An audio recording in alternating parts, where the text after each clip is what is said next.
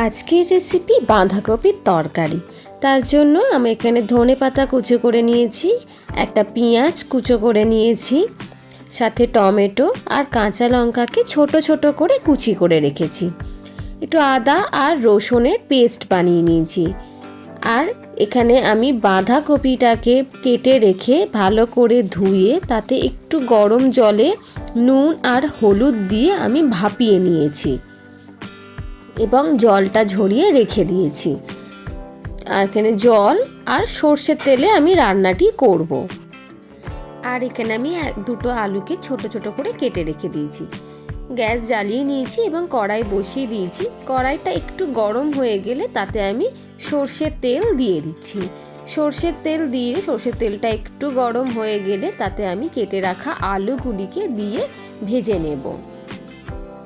খুব ভালো করে ভাজতে হবে, একটু লাল লাল করে ভেজে নিতে হবে।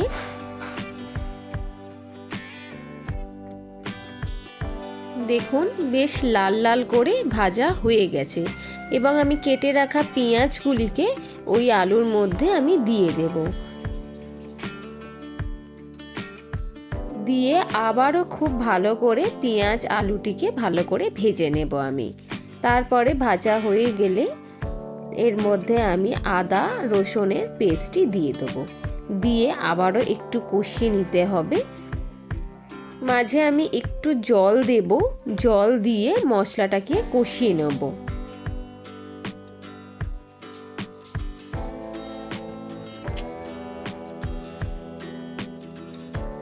সামান্য একটু জল দিয়ে আমি এটিকে কষিয়ে নিচ্ছি খুব ভালো করে। এরপরে আমি এখানে কিছু গুঁড়ো মশলা দেব, যেমন ধনে গুঁড়ো, জিরে গুঁড়ো, এখানে একটু হলুদ দিয়ে দেবো পরিমাণ মতন, আর সাথে দেব নুন। এই সমস্ত মশলাগুলিকে দিয়ে আমি খুব ভালো করে আবারও কষিয়ে নেব। একটু অল্প করে আমি জল দেব, জল দিয়ে জিনিসটাকে আমি একটু কষিয়ে নিতে থাকবো। ততক্ষণ অবধি কষাতে হবে যতক্ষণ না কাঁচা গন্ধটা যায়। এরপরে আমি এখানে টমেটো আর কাঁচা লঙ্কা কুচি দিয়ে দেবো। কাঁচা লঙ্কা কুচি দিয়ে আবারও খুব ভালো করে মশলার সাথে মিশিয়ে দেব। এরপরে মেশানো হয়ে যাবার পরে আমাদের এখানে যে বাঁধাকপিটা রেখেছিলাম জল ঝরিয়ে, সেই বাঁধাকপিটাকে দিয়ে দেবো।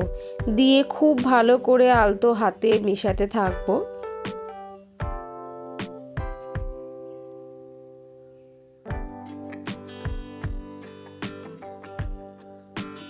বেশ কিছুক্ষণ ধরে আমি এই মশলার সাথে বাঁধাকপিটাকে আমি নাড়াচাড়া করতে থাকবো। তারপরে আমি এখানে কিছু কুচনো ধনেপাতা দিয়ে দেবো।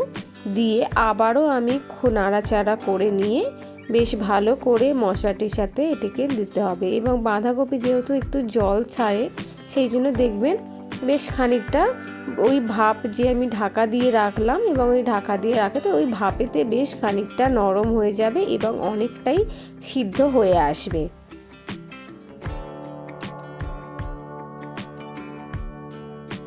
একটু জল দিয়ে আমি আবারও এটিকে ভালো করে হতে দেব।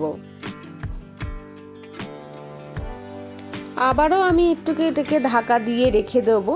আবার 5-7 মিনিট পর আমি ঢাকাটিকে তুলে দেখুন কতটা ভালোভাবে কুক হয়ে গেছে। এটি বেশ মাখো মাখো হয়ে গেছে। আমার চ্যানেলটি ভালো লাগলে একটা লাইক করে দিও, কমেন্ট করে জানিও তোমাদের কেমন লাগলো রেসিপিটি, আর একটু সাবস্ক্রাইব করে পাশে থেকো। দেখুন বেশ ভালো রকমভাবে আমাদের রান্না হয়ে গেছে, আলুগুলোও সিদ্ধ হয়ে গেছে এবং বাঁধাকপির তরকারিটাও খুব ভালো রকম মাখো মাখো হয়ে গেছে। এর ওপর দিয়ে আমি একটু চিনি ছড়িয়ে দেব আর সাথে গরম মশলা গুঁড়ো দিয়ে ভালো করে আবারও এটিকে নাড়াচাড়া করে নামিয়ে নেব। তাহলেই হয়ে যাবে আজকের আমাদের শুধু আলু আর বাঁধাকপি দিয়ে তরকারি। নমস্কার বন্ধুরা, সুস্থ থাকবেন, ভালো থাকবেন।